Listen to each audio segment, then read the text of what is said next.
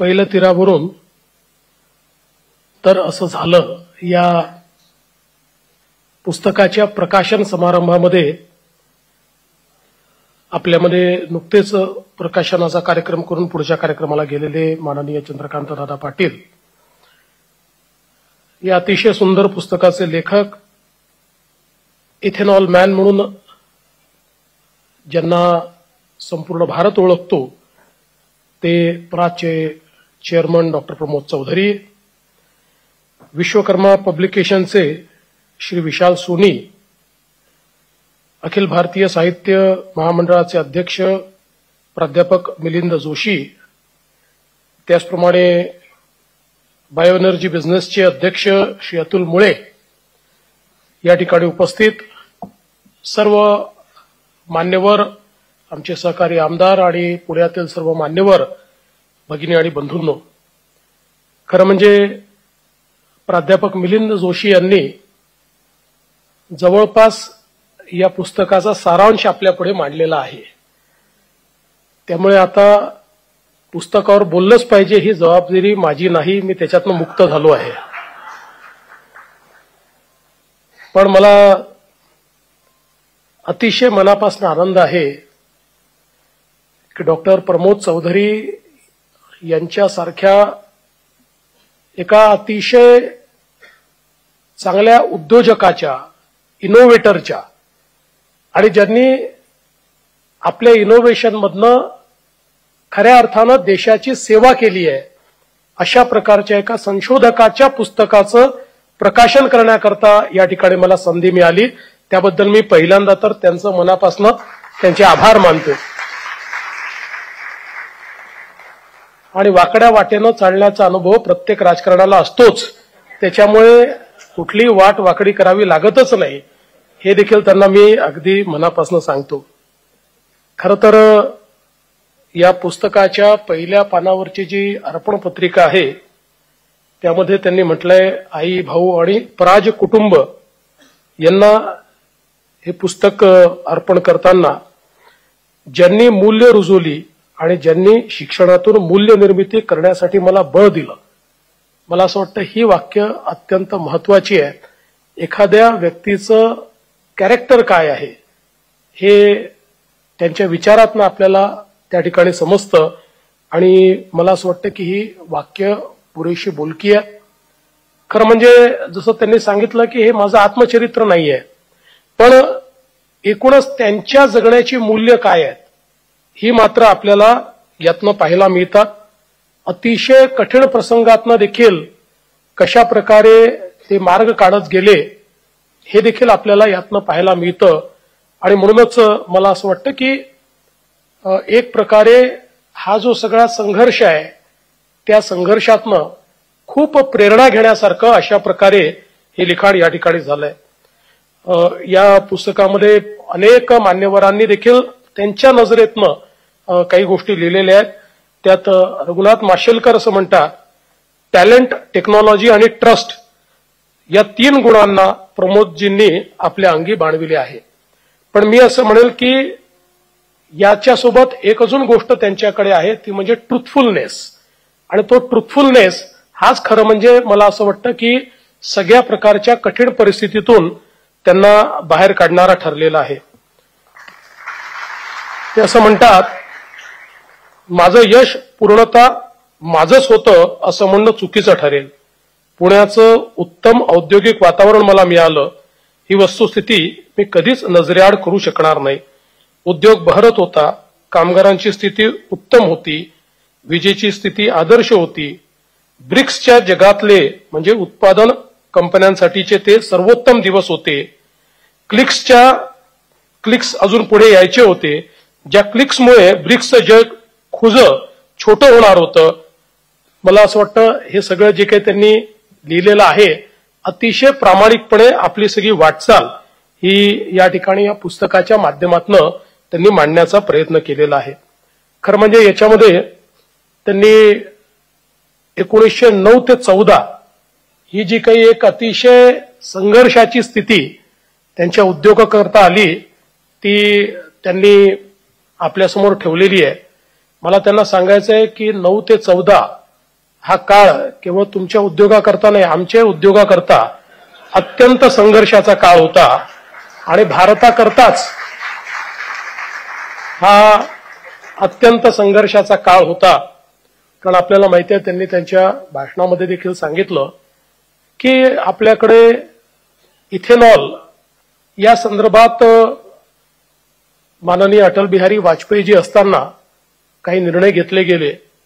त्यावेळेस एक high power committee त्यांनी तयार केली होती. त्या कमिटीने ब्राझील सारख्या देशामध्ये जाऊन त्या ठिकाणी इथेनॉल ब्लेंडिंग कसं होतं याचा पूर्ण अनुभव घेतला. त्याच्यावर आधारित काय तंत्रज्ञान आहे याचा विचार केला. त्याचा एक रिपोर्ट या ठिकाणी आला. तो रिपोर्ट आल्यानंतर तो रिपोर्ट ऍक्सेप्ट झाला आणि त्यानंतर त्या काळामध्ये 5% ब्लेंडिंग आपण करायचा असा निर्णय देखील घेण्यात आला. दुर्दैवाने अटलजींचं सरकार गेल्यानंतर त्याच्यामध्ये काही बदल झाले. मग एक नवीन मुद्दा आला की इथेनॉलमुळे फूड सिक्युरिटीला प्रॉब्लेम येणार का, आणि अशा प्रकारचे मग काही लोकांनी त्या ठिकाणी मुद्दे मांडले की भारतासारख्या विकसनशील देशाला आपली फूड सिक्युरिटी कॉम्प्रोमाइज करता येणार नाही वगैरे.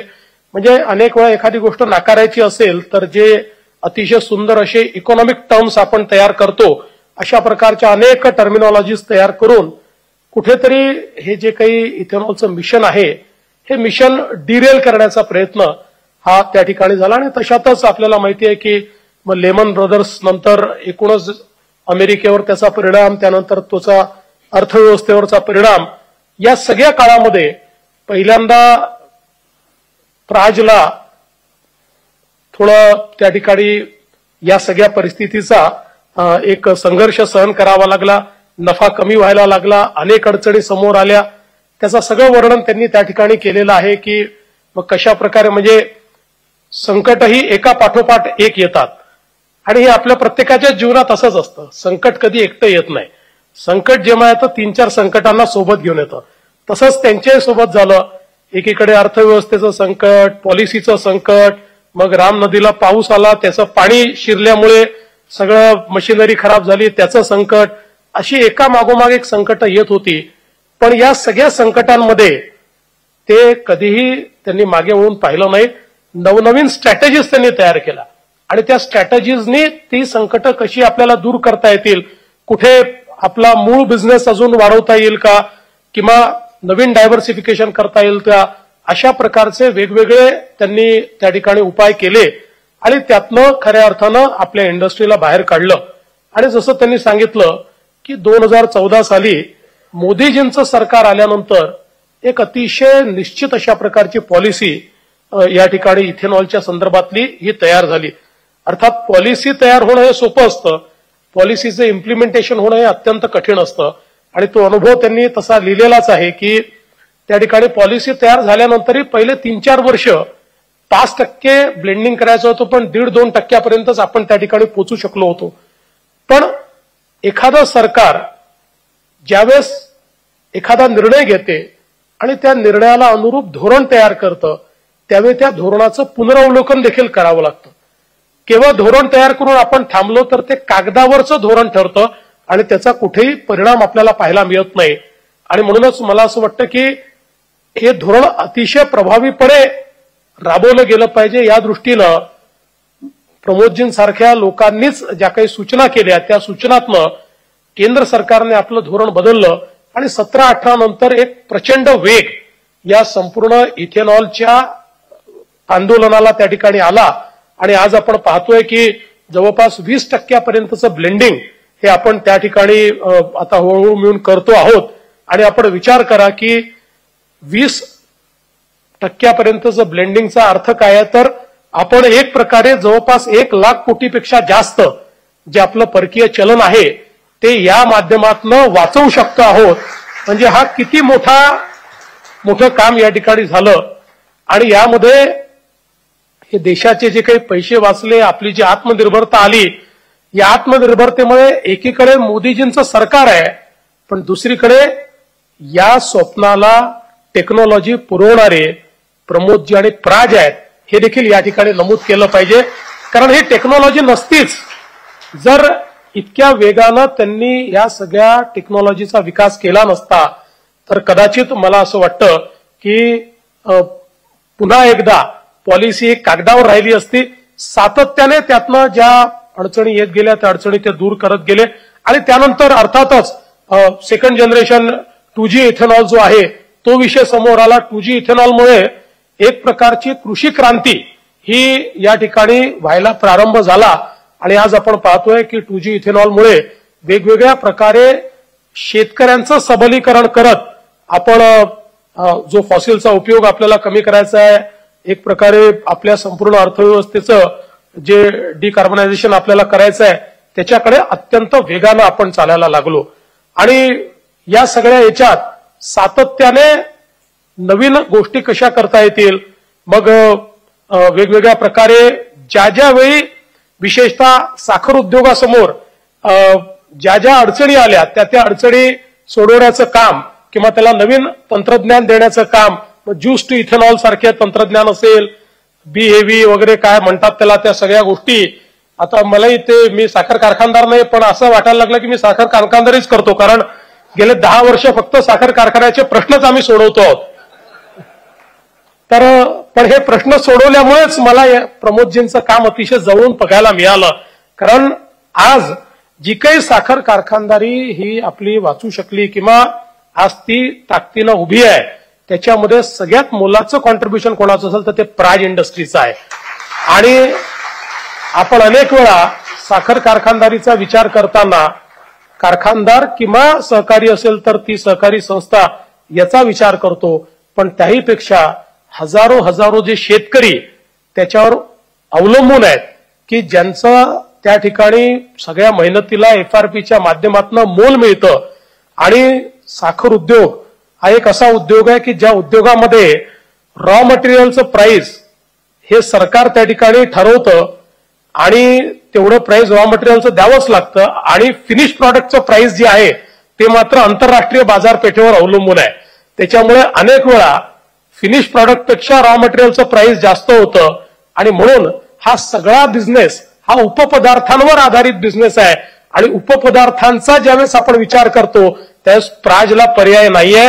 त्याच्यामुळे ही सगळी अर्थव्यवस्था जी प्राजच्या माध्यमातून या ठिकाणी खऱ्या अर्थानं प्रमोदजी तुम्ही उभी केली ही देखील मला असं वाटतं अत्यंत महत्वाची आहे. यासोबत आता एव्हिएशन फ्युएलचा विषय असेल, हा देखील अत्यंत महत्वाचा विषय आहे की ज्याच्यामध्ये आज अशा प्रकारे एक स्वच्छ अशा प्रकारचं एव्हिएशन फ्युएल हे आपल्याला ग्रीन एव्हिएशन फ्युएल हे देखील आता इंट्रोड्यूस केलं. त्याच्यामध्येही प्राजनी महत्वाची टेक्नॉलॉजी दिली आणि आज त्याचंही ब्लेंडिंग हे मोठ्या प्रमाणात सुरू झालेलं आहे. अर्थात आमच्या नितीनजी गडकरी यांची तर इच्छा आहे की पुढच्या काळामध्ये आपलं विमान हे पूर्ण 100% एव्हिएशन जे आपलं फ्युएल आहे बायोफ्युएल आहे याच्यावरच चाललं पाहिजे. आज जगात गाड्या तर चालतातच आहेत आणि मला तोही दिवस दूर दिसत नाही ज्या वेगानं आपण प्रगती करतोय त्याच्यामध्ये ते देखील आपण निश्चितपणे करू शकू. आज हे सगळं अत्यंत महत्वाचं काम या ठिकाणी चालत असताना त्यानंतर देशामध्ये CBGची जी क्रांती आली त्याच्यामध्येही प्रमोदजींचा अतिशय मोठा वाटा आहे. आपल्याला माहितीये की आज सगळ्या प्रकारच्या वेस्ट पासनं आपण त्या ठिकाणी त्याचं गॅसिफिकेशन करू शकतो, त्यातनं आपण फ्युएल तयार करू शकतो, इंधन तयार करू शकतो आणि याकरता मोठ्या प्रमाणात आज अगदी म्युनिसिपल वेस्ट असेल किंवा शेतीतली वेस्ट असेल अशा सगळ्या वेस्टला प्रोसेस करणं हे एक अत्यंत महत्वाचं काम आहे आणि त्याला वेल्थमध्ये कन्व्हर्ट करणं हे देखील एक महत्वाचं काम आहे. या दृष्टीनं आज इतक्या मोठ्या प्रमाणात प्रमोदजींसारख्यांचं कॉन्ट्रीब्युशन आहे की ज्याच्यामुळे CBGचं धोरण आपलं ठरलं. त्या धोरणामध्ये सरकारने गुंतवणूक करायचं ठरवलं. सगळ्या आपल्या ऑइल कंपनीजला हे सांगण्यात आलं की तुम्ही फॉसिलमधनं खूप नफा कमावलाय, आता थोडा तुम्ही त्यातला नफा हा या ठिकाणी डिकार्बनायझेशन करता वापरा. आणि त्यांनी देखील आता मोठ्या प्रमाणात देशभरामध्ये अशा प्रकारचे CBG प्लांट्स लावण्याचा निर्णय केला. या निर्णयाच्या पाठीमागे देखील प्रमोदजीच त्या ठिकाणी होते किंवा त्यांच्यासारखी मंडळी होती की ज्यांनी वारंवार आपल्या वेगवेगळ्या रिपोर्टच्या माध्यमातून सरकारला त्या संदर्भातला उचित सल्ला दिला आणि त्या सल्ल्यातनं आज अशा प्रकारची एक नवीन अर्थव्यवस्था ही तयार होताना आपल्याला दिसते. मगाशी मी आल्यानंतर त्यांना विचारलं, कारण 5-7 दिवसापूर्वीच मी बलरामपूर शुगर मिल्सच्या एका कार्यक्रमाला गेलो, ज्या कार्यक्रमामध्ये त्यांनी एक नवीन तंत्रज्ञान वापरून त्या ठिकाणी साखरेपासनं पॉलिलॅक्टिक ऍसिड तयार करून त्यातनं बायोडिग्रेडेबल प्लास्टिक तयार करण्याचं जी टेक्नॉलॉजीचं एक लॉन्च माझ्या हस्ते त्या ठिकाणी केलं. खरं म्हणजे थोडी महाग असली तरी ही सगळी जी काही पद्धती आहे ही एक प्रकारे मला असं वाटतं की आपल्या भविष्याकरता अत्यंत महत्वाची आहे. कारण आज आपल्या पुढे जे काही वेगवेगळी संकट आहेत, या संकटांमध्ये विशेषतः प्लॅस्टिकचं संकट हे अत्यंत मोठं आहे. आज आपण पाहतोय की आपल्या एकूण पर्यावरणाला, आपल्या सॉइलला, आपल्या अगदी अनेक प्रजाती देखील प्लॅस्टिकमुळे नष्ट होऊन राहिल्या आहेत. अशा प्रकारची परिस्थिती आपल्याला पाहायला मिळते आहे. आणि म्हणून हे जे प्लॅस्टिक आहे ते जे नॉन बायोडिग्रेडेबल आहे त्याला आपल्याला बायोडिग्रेडेबल प्लास्टिकमध्ये कसं कन्व्हर्ट करता येईल एक अत्यंत महत्वाचा विषय हा त्या माध्यमातून पुढे आला. आणि साखरेपासनं हे सगळं तयार करायचं अशा प्रकारची टेक्नॉलॉजी पाहिल्यानंतर मला अतिशय आनंद त्या ठिकाणी झाला. कारण दरवेळी साखरेचं प्रोडक्शन वाढलं की काय करायचा हा एक प्रश्न असतो. त्याच्यामुळे हा एक चांगला अल्टरनेटिव्ह असं माझ्या लक्षात आलं. म्हणून मी त्यांना विचारलं तर मला अतिशय आनंद आहे की त्यांनी सांगितलं तुम्ही जी पाहिली ती सगळी आयातीत ते तंत्रज्ञान होतं. आम्ही प्राजमध्ये भारतातलंच तंत्रज्ञान पीएलएचं तयार केलेलं आहे. आणि म्हणून मी आत्ताच त्यांना म्हटलं, कारण ज्यावेळेस इथेनॉलचा वापर वाढत होता त्यावेळेस मी त्यांनाच विनंती केली होती, महाराष्ट्राची इथेनॉल पॉलिसी देखील त्यांनीच तयार करून दिली होती. आणि म्हणून मी त्यांना सांगितलं की आता तुम्हीच हे तंत्रज्ञान जर भारतामध्ये तयार केलेलं आहे तर याच्यावर आधारित उद्योग उभे करण्याकरता इन्सेंटिव्हचं स्ट्रक्चर कसं असलं पाहिजे याचा एक पेपर तुम्हीच आम्हाला तयार करून द्या, जेणेकरून लवकरच आपल्या महाराष्ट्रामध्ये आपण जर हा उद्योग उभा करू शकलो तर त्यातनं एका नवीन अर्थकारणाला तर चालना मिळेलच, पण एक प्रकारे आपल्या संपूर्ण जी आपली इकॉलॉजी आहे, आपलं जे पर्यावरण आहे त्याला देखील आपल्याला मोठ्या प्रमाणात या ठिकाणी मुक्तीही देता येईल. आताच त्यांनी मला सीबीजीच्या संदर्भातला एक त्या ठिकाणी रिपोर्ट देखील दिलेला आहे आणि त्यात विशेषतः एक गडचिरोलीशी संबंधित रिपोर्ट त्यांनी मला दिलेला आहे. मी कालच गडचिरोलीला जाऊन आलो. खरं म्हणजे आज पेपरनी छापलं की गडचिरोलीला रात्री थांबलेला मी पहिला मुख्यमंत्री आहे. ही न्यूज अर्धसत्य आहे. कारण मी 14 ते 19 मुख्यमंत्री असताना मी पहिला मुख्यमंत्री होतो जो गडचिरोलीला थांबलो आणि आता पुन्हा मी परत मुख्यमंत्री आहे. मी 4 वेळा थांबलो. त्याच्यामुळे असं काही त्यातनं पण मला असं वाटतं की गडचिरोली अत्यंत वेगानं बदलणारं, म्हणजे मी नेहमी असं म्हणतो की गडचिरोलीला आतापर्यंत आपण महाराष्ट्रातला शेवटचा जिल्हा म्हणायचो, पण पुढच्या काळात गडचिरोलीला महाराष्ट्रातला पहिला जिल्हा आपण म्हणू अशा प्रकारचं एक तिथे कन्व्हर्शन आम्ही सुरू केलेलं आहे. आणि त्या संदर्भात आत्ताच मला एक रिपोर्ट हा प्रमोदजींनी माझ्याकरता तयारच करून ठेवला होता. बसल्याबरोबर माझ्या हाती तो रिपोर्ट दिला. त्यामुळे मी निश्चितपणे हा विश्वास त्यांना देतो की त्या रिपोर्टवर आधारित पुढची जे पॉलिसी इनिशिएटिव्ह आहेत ते निश्चितपणे या ठिकाणी घेण्याचं काम मी करेन. आज खरं म्हणजे या पुस्तकाचं जर आपण एकूण सिंहावलोकन केलं तर आपल्या लक्षात येईल की हे पुस्तक म्हणजे एक प्रकारे पहिला भाग तर त्यांच्या बालपणापासूनचा जीवनातला, कॉलेज जीवनातल्या गोष्टी, त्यातनं ते कसे घडत गेले किंवा त्या काळी त्यांचे मित्र कसे होते वगैरे या सगळ्या गोष्टी आपल्याला पाहायला मिळतात.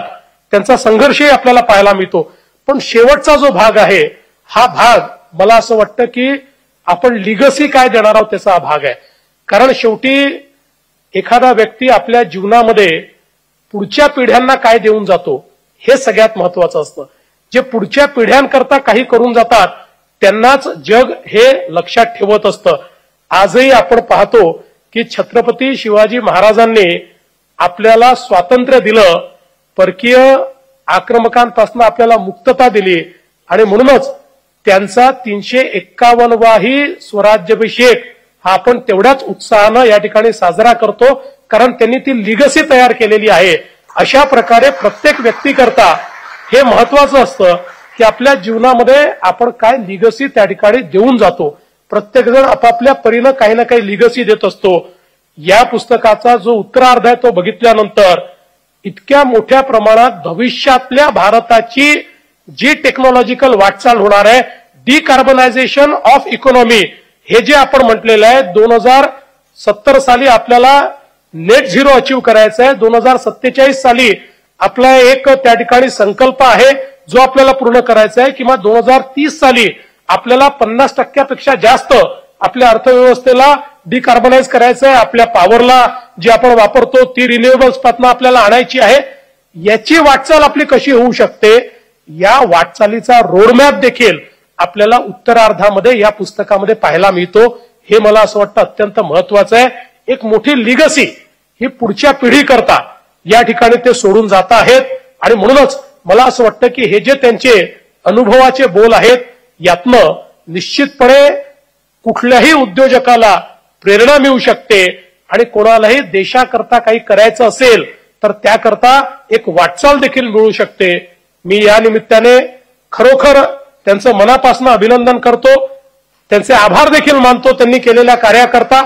आणि अशाच प्रकारे कारण 75 वर्ष वगैरे अलीकडच्या काळामध्ये काही that is not a age, त्याच्यामुळे तुम्ही अगदी रिटायरमेंट सारखं हे पुस्तक लिहू नका. हा एक मला असं वाटतं की मधला टप्पा आहे. आता पुढचं पुस्तक पुन्हा आपल्याला आणायचं आहे आणि पुढचं पुस्तक जे आहे ते आपण तुम्ही जेव्हा 100 वर्षाचे व्हाल त्यावेळेस आपण ते प्रकाशित करू आणि प्रकाशनाला मीच येईल, तुम्ही काळजी करू नका. आणि या सगळ्यांना आपण त्याच्याकरता उपस्थित ठेवू. पण आपल्या या कार्याला माझ्या खूप खूप शुभेच्छा आहेत. अशाच प्रकारे आपलं कार्य जे राष्ट्रकार्य देखील आहे चालत राहावं अशा प्रकारची अपेक्षा व्यक्त करतो. प्रकाशकांचं आणि ज्या ज्या लोकांनी याच्यामध्ये आपल्याला मदत केलेली आहे त्यांचं अभिनंदन करतो, त्यांचे आभार मानतो. वहिनींनी आपल्याला जो पाठिंबा दिलेला आहे त्यांचंही मनापासून अभिनंदन करतो आणि प्राज परिवार जो आहे त्या परिवाराचं देखील मनापासून अभिनंदन करून माझे 2 शब्द संपवतो. धन्यवाद. जय हिंद, जय महाराष्ट्र.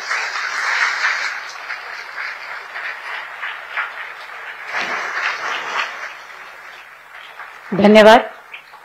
माननीय मुख्यमंत्र्यांनी जो बायोप्लास्टिकचा संदर्भ दिला